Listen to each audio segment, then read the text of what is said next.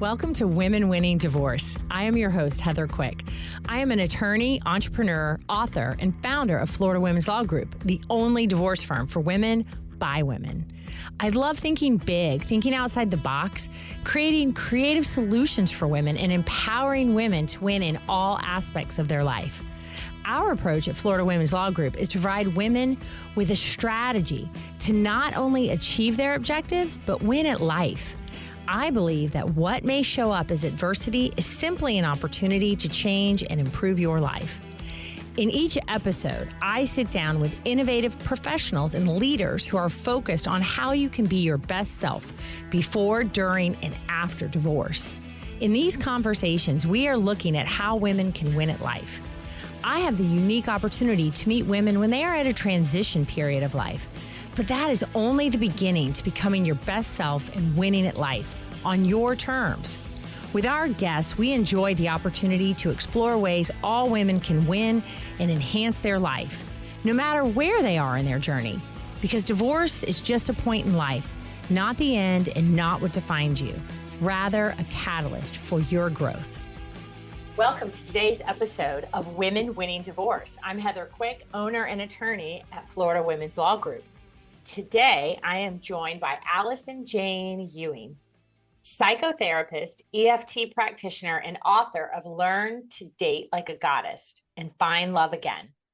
She began her career earning a Master of Social Work degree and spent over 15 years working with abused and neglected children and their families in the inner city of Chicago. She specialized in working with victims of trauma as well. And as time went on, she became increasingly interested in mind-body treatments over traditional talk therapy. She was trained in many different techniques before landing on the emotional freedom technique, which quickly became her favorite due to the rapid and powerful nature of clearing her clients' problems. Wow, Allison, that is a lot. And we could spend the whole show just talking about all the cool stuff that you've done. Welcome. Thanks for having me. I'm excited to be here. Well, we are excited to have you here because it's going to be a great topic. But could you just share with our listeners a little bit more about yourself? Because you've had an amazing, very interesting journey in your career, which I'd love to hear a little bit about how that transpired. Sure. So what happened was, for the longest time, I was working for social service agencies that contract with the Department of Children and Family Services, is what we call it here in Illinois. And as I sort of started to move into more administrative, I started doing more training and things like that. And I, at some point, chose to branch out and start my own business consulting with social service agencies.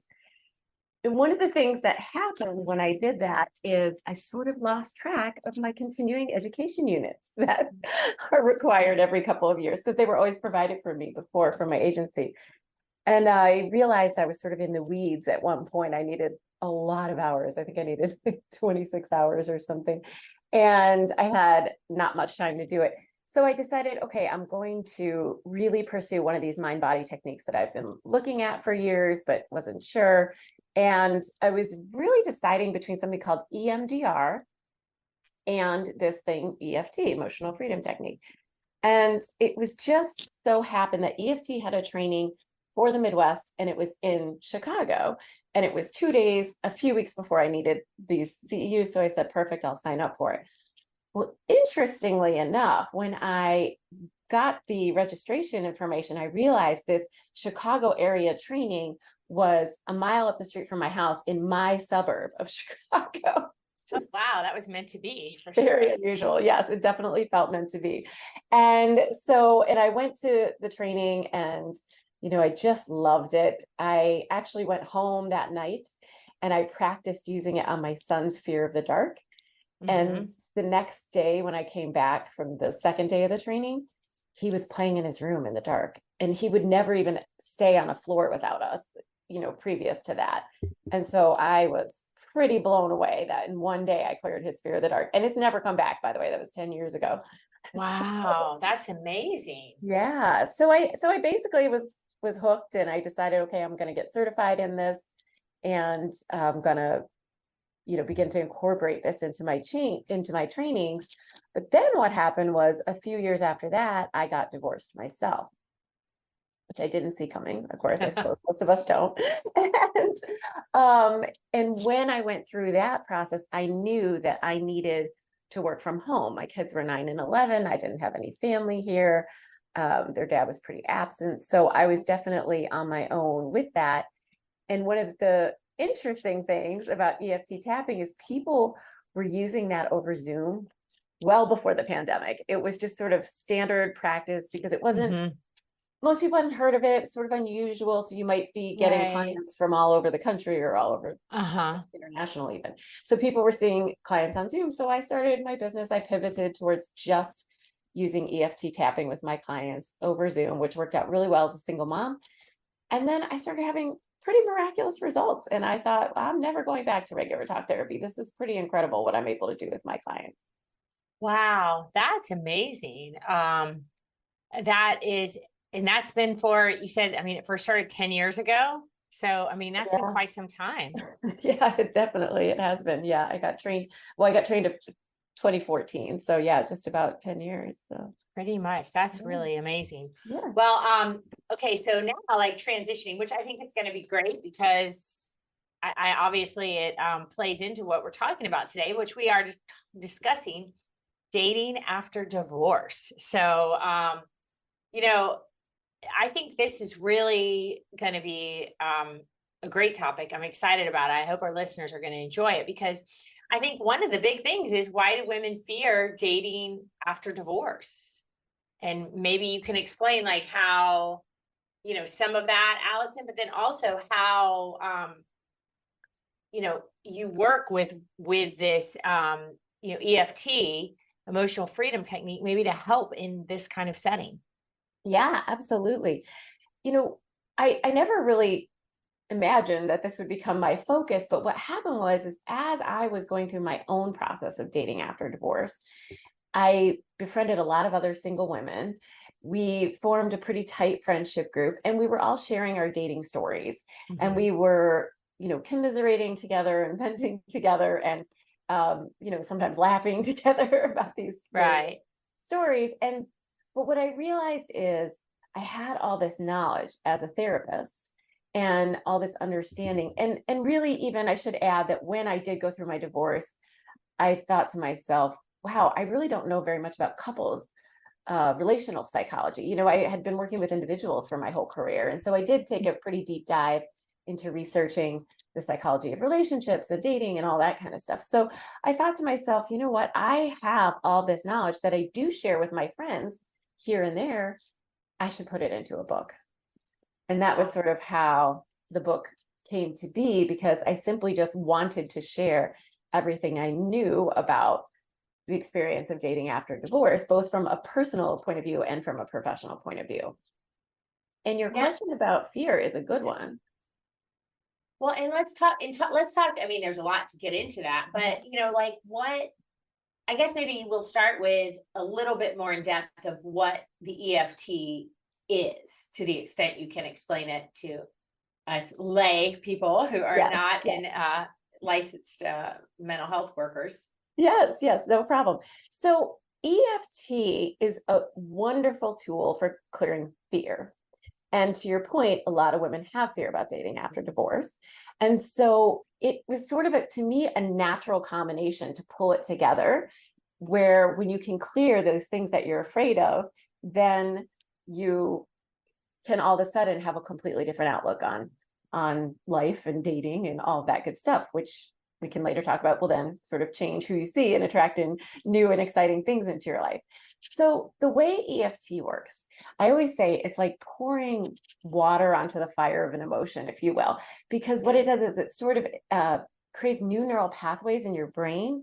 So most of the time, if you have fear, worry, any real strong, intense feelings, that there is a neural pathway between the stimulus, whatever it is that's causing the fear, and the fight or flight part of your brain, which is the mid and hind brain. And so you think of the thing and it causes all these physical sensations that we're familiar with, right? Like sweaty palms, you know, big eyes, like tense body, all of that is your fight or flight center. And like your breathing, changing in your breathing. Exactly. Yeah. Okay. That's your body going into fight or flight. Okay. The emotional freedom technique has people stimulating their own acupressure points by tapping on them. So you simply take your fingers and you tap on acupressure points in your body. There's 9 points. This is on my website if someone wants to see the visual. And you tap on these 9 points. So what happens is, what's really interesting is when you stimulate these points, and there's tons of research, it sends a calming signal to the fight or flight part of your brain simply by the tapping. And when that happens, at some point, your brain can no longer stay in fight or flight because of the tapping. And so a new neural pathway has to be created. So it collapses the old one that says, I need to be afraid that there's no good guys out there, let's say. That's a common fear, right? Okay. And it creates a new neural pathway that connects the thought to your frontal lobe. And your frontal lobe is your logic, reason, judgment part of your brain. There's no fear, there's no emotion centers in your frontal lobe. So now if that thought is connected to your frontal lobe, you're going to say, actually, that's not necessarily true. You're going to be able to apply logic and reason to these previously intensely emotional fears because now it's operating from a different part of your brain. And so because our central nervous system can either be in, there's kind of an on-off switch. We're either in our, what's known as our sympathetic nervous system, which is, our fight or flight, our intense emotion, or we're in our parasympathetic nervous system, which is our sort of relaxed state that maybe people get in. Most people honestly only get in there before sleep, but if you meditate or do yoga when you're in Shavasana, that's your parasympathetic. Right. And what happens when you stimulate these particular acupressure points, it puts your brain into that state. They've done EEGs on people and they go very quickly into what's known as an alpha brainwave state, which is that parasympathetic relaxed state. They have done blood and saliva tests and people's production of cortisol, the stress hormone, the one that the belly fat in the news, you hear about it. Their cortisol production lowers by 24% on average, up to 50% in some individuals from just one round, just one session, I should say, of tapping. So it's pretty remarkable what's happening in the body, not to mention what's happening with sort of unhooking these thoughts and beliefs from the fear. Well, okay, that's just amazing. I love it. I'm so impressed. Now I'm thinking as you're talking, okay, the benefits of using this type of therapy when you're going through something like a divorce has got to be just monumental because even, there's so much fear and the women that we speak to, that they have already overcome some level of fear, even just to, have a initial session, a consultation with an attorney, but there remains still a lot of fear. A lot of times that can be so paralyzing. Yeah, absolutely. I mean, let me tell you, I used it a lot through my divorce. And people would sometimes say to me, like, wow, you're doing so well. And I would say, well, I'm tapping a lot.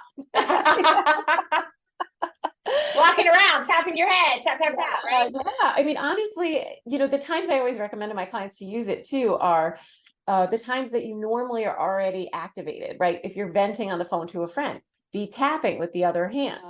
If you're in the shower and you're ruminating on all the stuff, go ahead and tap when you're in the shower. If you're driving in the car, you can tap again. You can tap. Most people will see it done online and stuff with 2 hands, but you can absolutely do it one-handed. The research still holds out with one-handed. So you can tap while you're in the car because your mind is chewing on all the things. But certainly when you have that good cry, which I don't know a single woman who's gotten divorced who doesn't go through that at some point, and oftentimes multiple points, right? So tapping always works best when you're already feeling an intense emotion. If you're just thinking in your head, but you're not really feeling it in your body, it actually isn't very effective. So you do need to be in the feeling state because again, you're trying to like pour that water on it, right? You're trying to shift out of the emotion brain. So you have to be in the emotion brain to get out of it, right? So when you were talking about ruminating, which, I certainly can do on any given day on a lot of stuff, probably like many of our listeners, we all can get sucked into that, right? Where it's just like over and over. So, but you gotta, I guess you're saying you need to be feeling, it's gotta be getting you kind of feeling something, whether that's anxious, angry, or whatever, for it to work best. Yes, for it to work best. Absolutely. Yes. And so sometimes what I'll do with my clients is if I think they're a little too much in their head and a little ruminating you can ruminate and feel resentment, right? You can ruminate and feel anger, or you can ruminate and be pretty detached. Like I say to my clients, if you feel sort of like heart detached from the thing, then it's not going to be super effective. So what I will do is I'll say, just drop into your body for a second. Where do you feel it? Where do you feel the resentment? Where do you feel the anger? Where do you feel the fear? And it's usually, a lot of times it's sort of in the middle of our body, my stomach and my heart and my solar plexus, those are common. Throat is a really big one. So I'll just have them drop into their body. And once you drop into your body, then you're in the feeling state usually. So, and it's very cool, especially if, let's say you're having one of those big crying bouts and you tap while you're doing it, it will clear it so much faster. I mean, I think most of us realize when we really give into that, we really lean into our feeling and just bawl our eyes out, eventually it fades, right? I say all feelings are like an ocean wave. They come, they build, they crest, but they always fade. No emotion lasts forever.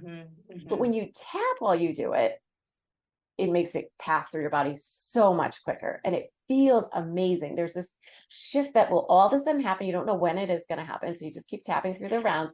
And when you feel it, you'll know it, because it feels, I always say, it feels like the emotion evaporates out of your body. And all of a sudden you just stop crying and you think, oh, that's gone. It's pretty wild. That really is wild, because that is such a freeing feeling, right? Because so many of us can get really trapped in these emotions for a long time and unable to maybe get free from them and take action, even though maybe they know, but yet it becomes such a pattern, if that's the right word, this crying and everything, and the fear and all of that. And it just becomes, I want to say uncomfortable, but just like, it's a pattern. It's, you kind of go there, but then you don't really free yourself from it. So that's really amazing that this works that way. Yeah, absolutely. That's one of the main things I say to people is, I say, how sometimes, whether it's through therapy or talking to a good friend, you get this deep insight on exactly what it is you're doing and why. You figure out, because of some childhood wound, yes, that's why I'm self-sabotaging. And you keep doing it, or it's like, you need to eat healthier, that's good for you, but you can't seem to get out of it. Well, tapping, I have found, is like the secret tool to get you to actually shift away from these negative and self-sabotaging patterns and create new, because you create a new neural pathway, it becomes easy to make new choices after that. Wow, this is great. This is great stuff. I love it. We are at the point where we've got to take our first break. During the break, listeners, please leave us a review if you're enjoying this show. That will help so many others find our podcast. And we'd love to know which episode has been most helpful to you so far. We will be right back.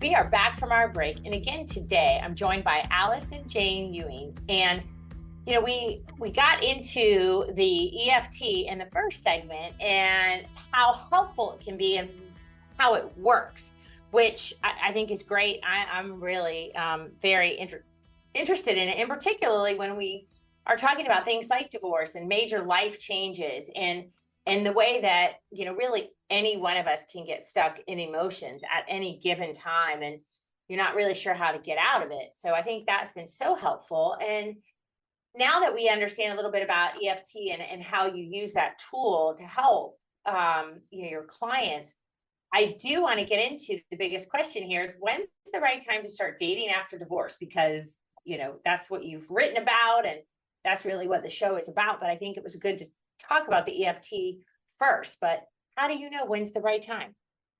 Well, it's a tricky question, right? And I don't think there's a pat answer that works for everyone. I think the right time is when you feel ready. And by ready, ideally, when you feel ready to date in a healthy way. And what I mean by that is to date because you're truly interested in enhancing your life and adding to your life with a partner, not to date because, oh my God, I'm so scared of dying alone. I'm so scared I will never find anyone. I'm getting older. I'm losing my looks or my body or my this, that, and the other. So those are all fear-based thoughts of dating. And those, I would say, you can date if you're dating from that perspective, but you are not going to date a healthy person, and it is not going to be a good relationship. Because when you're sort of vibing at that fear place, and that's where you're coming from, you're going to attract in someone who is going to feed into the fear, basically. One of the really remarkable things that I talk about in the book is the fact that we have this part of our brain called the reticular activating system. And it's the part of our brain that is responsible for finding and identifying patterns and weeding out what it considers extraneous information. Mm-hmm. So if, let's say, you were married to someone who was emotionally unavailable, and maybe that's because your father was emotionally unavailable. So your brain sort of encoded from a young age, emotional unavailability equals love, because you feel like, okay, my dad loved me, but he wasn't emotionally available. So now your brain, the reticular activating system of your brain, goes out when you're a teenager or young adult looking for emotionally unavailable guys, because that feels like love. And it strains out emotionally available guys because it's just not paying attention to that. I always say it's the part of your brain that when you decide that you want to buy a Jeep, suddenly you see Jeeps everywhere and you think, were they always there before? Yes, they were there, but your brain wasn't attending to them. So as long as your brain is attending and looking for emotionally unavailable guys, that's what you're going to see. And you literally will not see the others. And then if you get divorced from that guy because he was too emotionally unavailable for you and he wasn't meeting your needs and you were feeling lonely inside your marriage and all these things, right? That a lot of women leave marriages for. If that happens and you go out and start dating without doing any introspective work, without figuring out and clearing some of the unhealthy patterns from your previous relationships from your past, you're doomed to repeat them, basically, because this reticular activating system is just going to keep, it's going to keep trying to find Jeeps, So it's really important to do some work on yourself to kind of figure out what are these things, and to figure out also how to self-soothe when that fear kicks in and when you start feeling like, oh my gosh, I'm never going to find a guy. In my book, I sort of teach a principle in each chapter, and then there's a tapping script at the end, so you can tap and clear. Right. So like one of the very first things I teach is this idea that there's no good men left out there.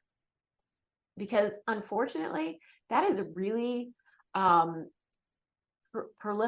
idea in our society. Right. I mean, it is out there in the culture. And even some of the most sort of grounded and self-confident women I know can get their confidence shaken by friends or family saying things like, oh, there's no good ones left at your age. What are you going to do? Or all the good ones want younger women, or, all these things. I always blame the Harry Met Sally quote. For those who remember that movie where that you're going to be dead, or you're more likely to be like hijacked by a terrorist than find a good man over 40 after 40 or something. Yeah. That's something like ridiculous, right? Totally ridiculous.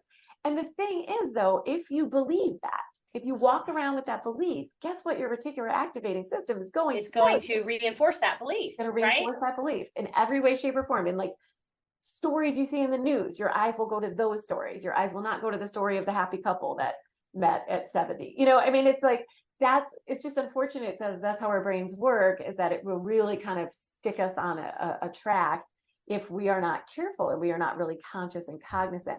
So one of the things that I have people do in the book, and my clients certainly when we work together in my online program, is tap on clearing out all these beliefs, whatever your mother might have told you, or the neighbors, or your other girlfriend, your married girlfriend, who are like, oh God, I would never want to date again at this age. I'm so sorry. Obviously that makes you feel bad. That brings you to an emotionally negative place, but you can tap on that and clear that out and say, no, actually, I think it's exciting. There's tons of great men out here, and I'm, having the time of my life.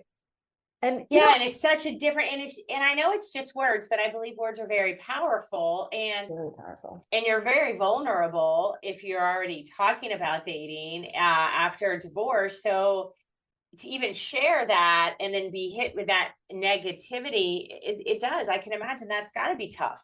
Oh yeah, for sure. And when I do have women who say, oh, like all the guys out there are terrible or whatever, I always say, listen, like dating at later in life restored my faith in men. Actually, I've met great guys, like so many great guys, not all of them, certainly, right. a lot of them.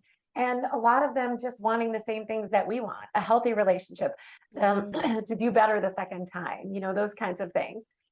The story that I love to tell the most, though, to give women hope out there is the story of this woman. She lived in a high-rise building for 8 years, and she had dated terrible guys, jerks, gave her breadcrumbs, low priority, just nothing healthy, nothing satisfactory. And she was doing a lot of work on herself, though, this whole time. And she did do some tapping. She did Reiki. She did also yoga, lots of different self-help kinds of things, reading a lot of books, all that good stuff. And one day, one day she gets in the elevator, and there's this really handsome guy in the elevator. And I've seen pictures of him. He's an objectively handsome guy. I think most people seeing him would go, wow, that's a good looking guy. And they start talking, and he asks her out to coffee, and they end up dating. And he's a great guy. He's totally different than anything she's ever dated. He treats her like an absolute queen. She's having just this amazing experience, unlike any dating experience she's had. And he says to her a couple weeks into dating, I saw you in that elevator for 8 years, but you never noticed me until that day when you started talking to me. Wow. So that means she was riding the elevator with a hot guy for 8 years, but her particular activating system did not see him.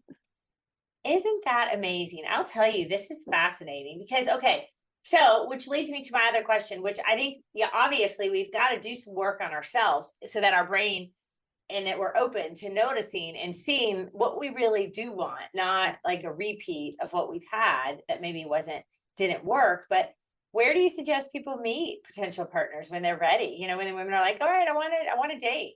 I don't even know where to tell them to begin. Yeah. So it's tricky because online dating is obviously the easiest way to meet people. There's tons of people on there, and it's easy to meet people that way. However, it also has a lot of downfalls, as I'm sure most people know. And one of the big ones is that it almost in a way messes with your brain, because if you're online dating, especially if you're like in a big major metropolitan area, there might be hundreds or even thousands of guys online. And so let's say you just go on one day and you are swiping away and you're swiping left. You're like, no. You could go through 100 guys before you see one that sort of seems to appeal to you. So then what do you do in your mind? You go, oh God, it's terrible out there. There were 99 awful guys. I only saw one. Now, if you were out at a bar or, playing beach volleyball or something like that, you're not out there going, oh God, I left that beach and there were 99 awful guys and only one I was interested. No, you don't do that. You go, oh, I saw a cute guy at the beach today. Right. And you feel excited. So in one way you focus on the positive, and in the other, you focus on the negative.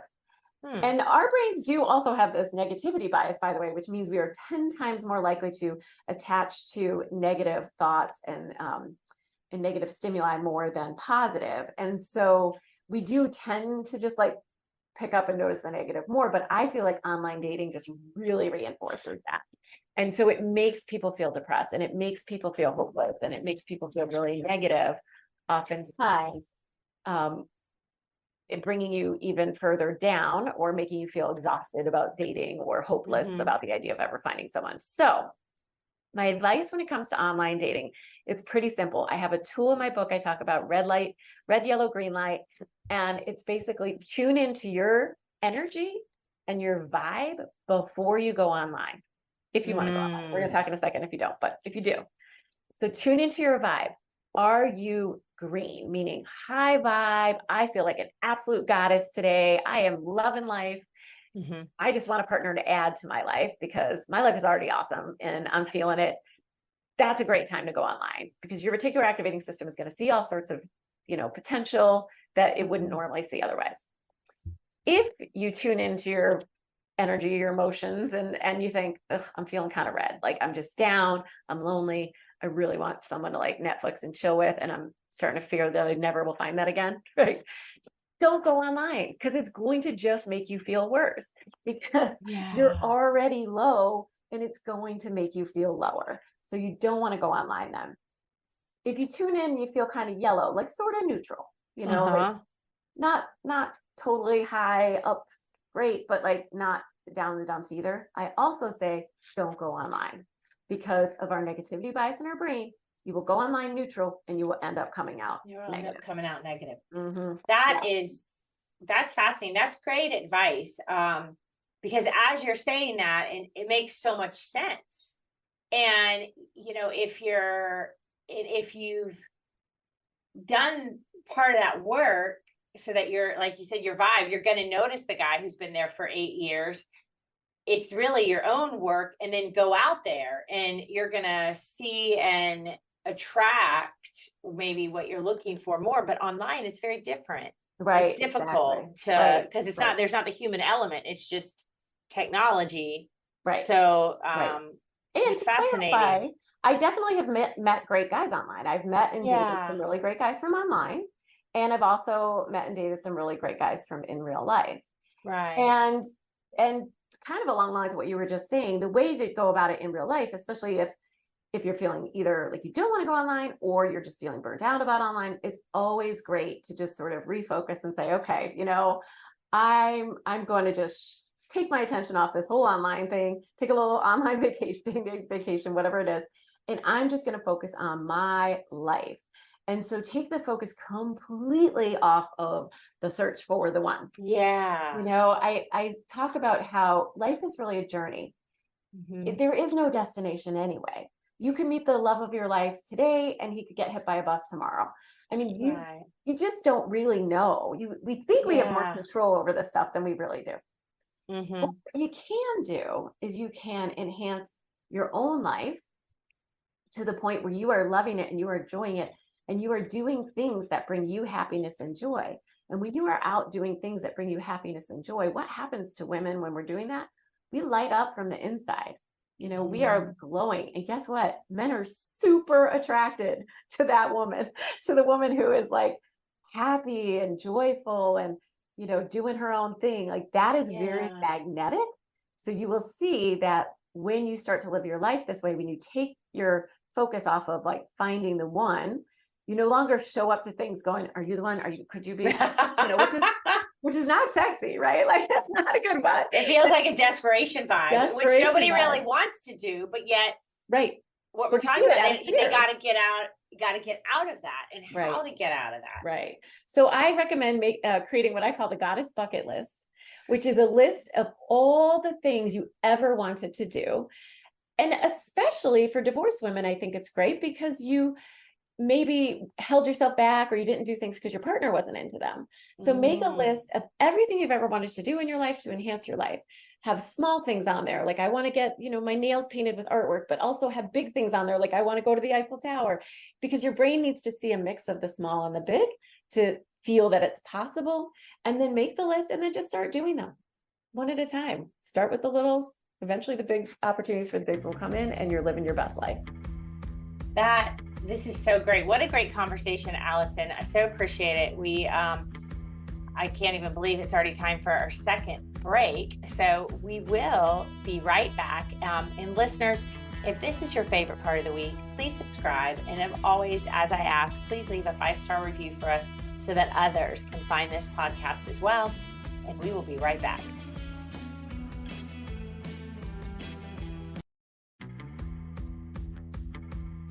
We are back from our last break. And again, I'm joined by Allison Jayne Ewing.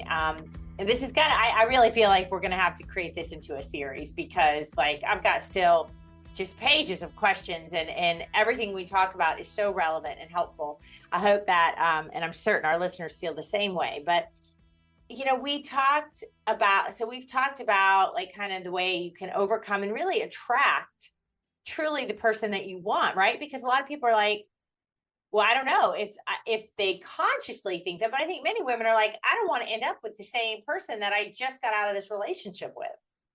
Yeah, absolutely. I call it dating the same guy in a different body, right? Subconsciously, that will happen if we're not careful and if we're not aware of some of those patterns. And it really, that's kind of that we were talking about in the beginning, previously in the show, doing the work on yourself, right? Because I think any relationship that ends, even if you're not the one who initiated the divorce, at some point, I think there's a lot of growth if you realize, obviously, this wasn't I thought it was the perfect person for me, but if they didn't think that either, then maybe it wasn't. And really examining that so that you don't end up, repeating that exact same mistake. Yeah, I love tapping for its ability to help clear sort of that victim feeling within people, because a lot of times when we've been victimized, we feel like we deserve to kind of wear it like a cloak sometimes. It's like, yeah, but this terrible thing did happen to me. My husband did leave me out of nowhere, or whatever it was, right? You want acknowledgement, right? Like that it wasn't for Yeah, nothing, right? So you're kind of right, almost celebrating that victimization a right. bit. Exactly. And I totally understand it. And I have done it. And, I think we've all played the victim at different points. And there is something, and we do get sort of rewarded for it too in society as women. We get sort of like, oh yeah, you poor thing. And we actually get more rewarded to that than when we're kind of from an empowered point of view of, owning our own power, to be honest. But Yeah. so, it's tricky. But when you start to give up that shroud of victimhood, you start to realize that, wow, I actually do have the power of choice. I actually can respond and react any way I want. When you start to realize that you can set boundaries and that you get more comfortable setting boundaries is very hard for a lot of women, especially if you're like a people pleaser, that kind of thing. It can be very hard. So if you're struggling with setting boundaries, what's the struggle? It's like this, oh God, feeling, this icky feeling. You can tap on that icky feeling and clear that icky feeling. And then it becomes easier to set boundaries. So you can say, let's say you start dating someone and he's got, I don't know, 9 out of the 10 things you want, but you're really worried about that 10th thing, but just convince yourself, well, no, it's okay. It's good enough. It's close enough. I'm never going to get perfect, that kind of thing. So you don't set that boundary for yourself. Then, something that might be a pebble in your shoe early on in the relationship is going to be a boulder 10 years in. And so it becomes really important to get comfortable with setting that boundary and to lose the fear that, quote unquote, nothing better will come along. I hear so many women settle for these relationships with these guys that really aren't prioritizing them, really aren't treating them well. Maybe they're not treating them badly, but they're just kind of And it's like, no, you can do better. It's the fear in your brain telling you that you can't. And when I hear women say, well, no one's perfect, it's like, no, of course no one's perfect, but there is a perfect person for you. There's a lid for every pot. My partner always says, there's a lid for every pot. There is a perfect person for you. There's somebody who is going to make you feel amazing, that you are going to make them feel amazing, because you're going to have this mutual love and respect. And if you're not feeling that, then move on, because there is someone else out there that will offer. There are lots of guys out there that's all they want to do is find a woman that they can just kind of love and adore and be a great partner to. Now, okay, so they're gone through the EFT, facing the fear, putting that energy out there. But okay, so now you're on a date or communicating with somebody. When do you disclose that you're divorced? Like, is that something that you should immediately put out there? Yeah, I think it's totally fine. I think if you're single and you're dating at this age, it comes out pretty quick anyway, right? You're either single, always single, divorced, or widowed. Like that's pretty much when you reach midlife, it's one of those three, right? And the most common, of course, is the divorce. So I don't think it's anything to be ashamed of or to hide or to worry about in any way. And the thing is if you are ashamed of it or you have some trepidation around it, you're going to attract in guys that will then reinforce that shame and make you feel bad about it. So if a guy makes you feel bad about it, he is not your guy. But if you're carrying around, it's sort of like, people talk about in terms of law of attraction, but there's lots of neuroscience as to why this happens. But it's like we kind of match frequencies with people. So whatever emotional frequency we're carrying around, we are going to draw and attract those people, and our reticular activating system is going to see those people.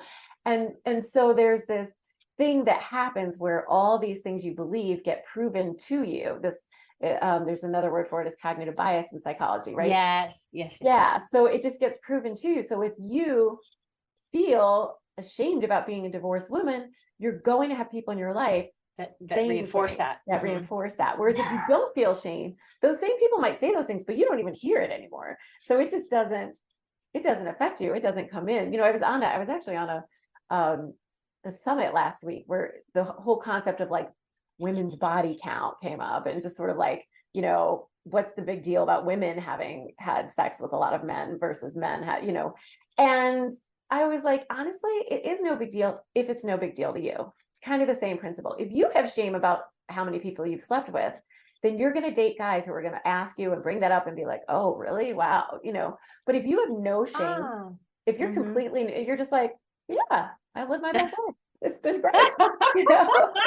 Then you're going to attract in guys who probably aren't even going to ask you. It's probably not even going to come up. But if it does, they'll be like, that's cool. I like a woman with experience, so it really, it all starts with you. And this is where it is important to get out of the victimhood, because when you start to realize I have the power to create any life I want, because I have the power to clear any negative emotion or limiting belief that I want.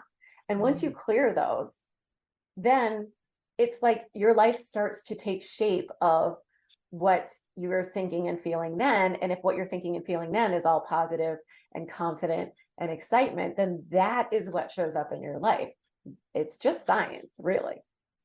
Which is awesome, because then that answers my next question, which I'm gonna tell you, and then you can tell me if I'm right. But obviously, about disclosing whether you have children. Well, if you think that that's a problem, you're going to attract somebody who maybe thinks that's a problem. So you hopefully don't think that's a problem, but you think, oh, maybe I need to hide that because they won't want to date me if they feel like I've got small children or teenagers or kids with, special needs, whatever it may be that you're thinking nobody's going to want me because of this.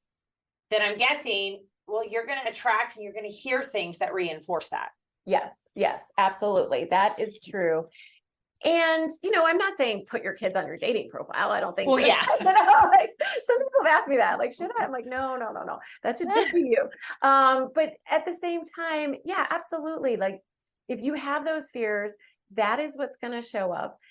And I think the other thing is that there are guys out there like that. I mean, there are guys out there who will say, oh, you have young kids. Like, I don't like dating women with young kids. Yeah. And if that's going to send you into a shame spiral, or like, oh, I'll never find a guy, then that is you. It has really nothing to do with him. But if you can just say, all right, what a jerk. He's right. And then just let that go. I mean, there's plenty of guys out there who actually like want to be involved with women with kids and maybe even want, or I've had guys that are fathers themselves who say, oh, I won't date someone who doesn't have kids because she doesn't understand. And, those kinds of things. So there's beliefs out there along sort of every spectrum, if you will. And whatever it is that you feel good about is what's going to start to show up for you. If you can really clear, I always talk about it like, think about your fears and your limiting beliefs as being just sort of junk in a closet, right? And like inside of that closet is like a golden treasure chest that is like truly you, like your true pure heart that you had when you were like little, right? And that just was like free to be yourself and to be amazing and to go out and dance. And you weren't self-conscious or anything like that. You is still in there, but your closet got filled with all sorts of junk of people, saying things and doing things and having experiences to make you doubt yourself. And the thing is, if you want to draw in your most ideal partner, you have to be your most authentic you. Because if you're not, they're going to fall in love with the mask that you're putting up, not you. And so if you can start to take that junk out of the closet one piece at a time, tap on it, clear it, and really just start showing up on dates as your full authentic self, no fear, no filter, no game playing, just you, the guy who falls in love with you there, that's your guy. That's your ideal guy, because he really loves you, your flaws and your goofiness and your whatever, whatever, everything that comes along with everybody. We all have stuff. That's just great advice. And it's simple. It may not be easy because you've got to face that stuff and be willing to get rid of it, right? Sometimes we like carrying that around. Sometimes we like carrying all that stuff around. Or sometimes it's so subconscious we don't even know it's there. I think that's probably more often. It really is, because you got to really dig into it to recognize, oh yeah, I was keeping that around, but I don't want it anymore, right? You have to really do the work and be willing to look inward, which is scary in and of itself, but so worth it, because then, sometimes then we have to take responsibility for things that have happened, and maybe it's not all somebody else's fault. Usually it's Right. not Right. always somebody else's Right. fault. We Or all even if kind it of is, participate, but we right. participate to some It- extent. Right. And even if somebody else did something to you, it's still, you still have control over how you respond and react to that. And that's the empowered place. And when I do my online program, I do groups, we do tapping groups with women, because sometimes, one woman will bring something up, and when you tap along with someone else, you can clear your own stuff, and you didn't even realize it was your issue. But now you're tapping along with the other person and you're bawling your eyes out. You realize, oh, this was my issue too. That's so amazing. Mm-hmm. Yeah, because you can really then be like, oh, like you said, that was like, I didn't realize that was my thing, but clearly now I'm crying and I'm like, oh, wow, that was my thing too. Yeah. It's amazing. That really is. Now, with a lot of this, like, okay, so we're talking about dating after divorce, and, how do you recommend balancing dating with also co-parenting, and maybe telling your ex about a new relationship? When do you do that? How do you balance all that? So I feel like that goes back to the issue we were talking about earlier with the setting of boundaries.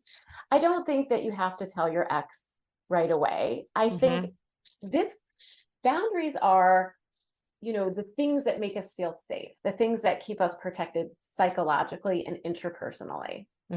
And just like you want to have boundaries for your children, you don't want to expose them to everybody you're dating, especially the younger they are, the less exposure they should get. You want to look at it developmentally where they are, but you want to keep them feeling safe. You don't want to keep bringing people in their life that they get attached to and then they're gone, right? So I think most people know that at this point. And so that's kind of a basic. But what's, I think, less basic is that also it's okay to have boundaries with your ex. They are your ex. And they don't need to know everything about your life. And you don't need to tell them if you don't want to. And it's tricky to figure out if you don't want to, or if it's just habit, right? So that's like, sometimes we're just out of habit or people pleasing. We're so used to just like oversharing that we just do it.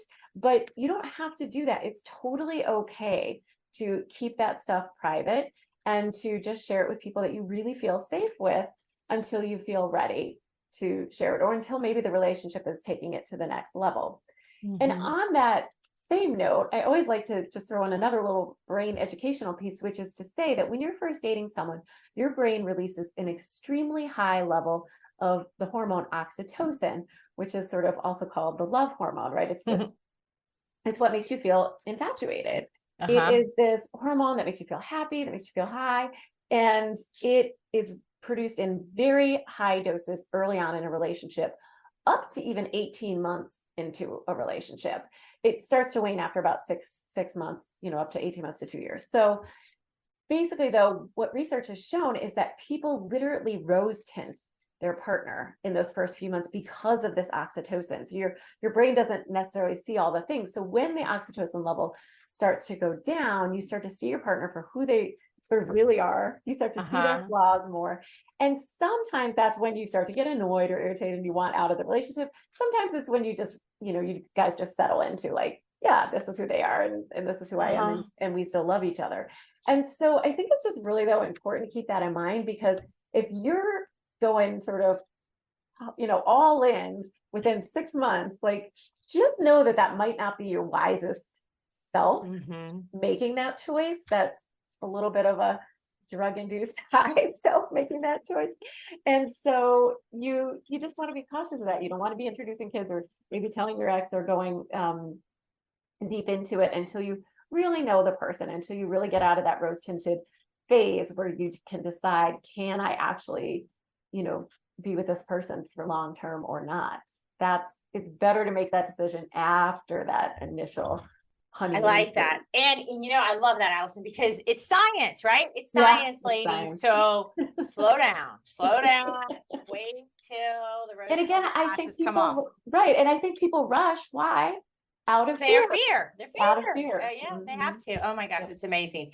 Well, this has been great, Allison. And I hope that we will continue this conversation on another episode, because I know we're going to get a lot of comments and questions.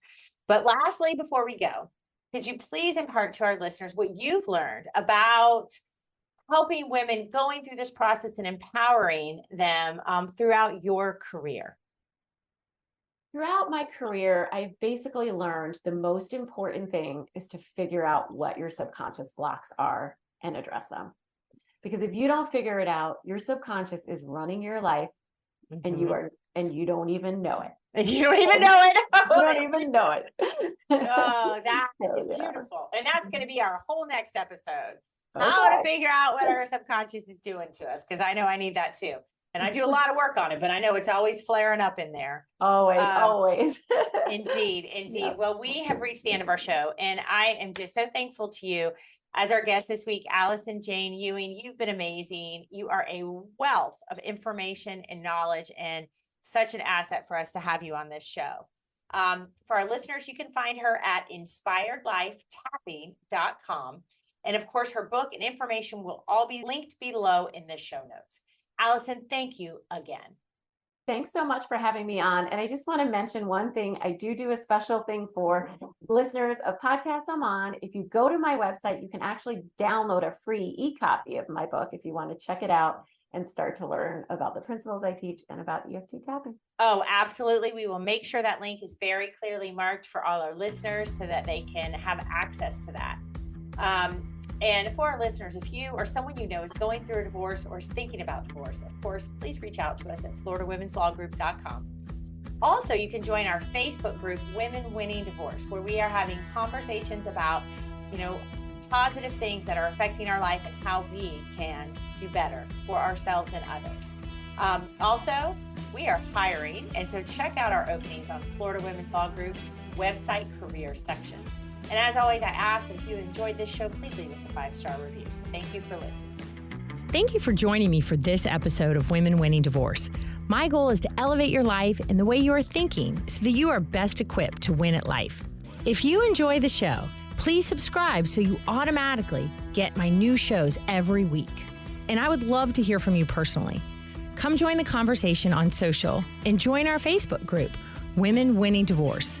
We welcome your comments and suggestions. We want to bring you content that helps move your life forward. Women Winning Divorce is the place for an elevated conversation on how women can thrive during times of adversity in order to live their best life.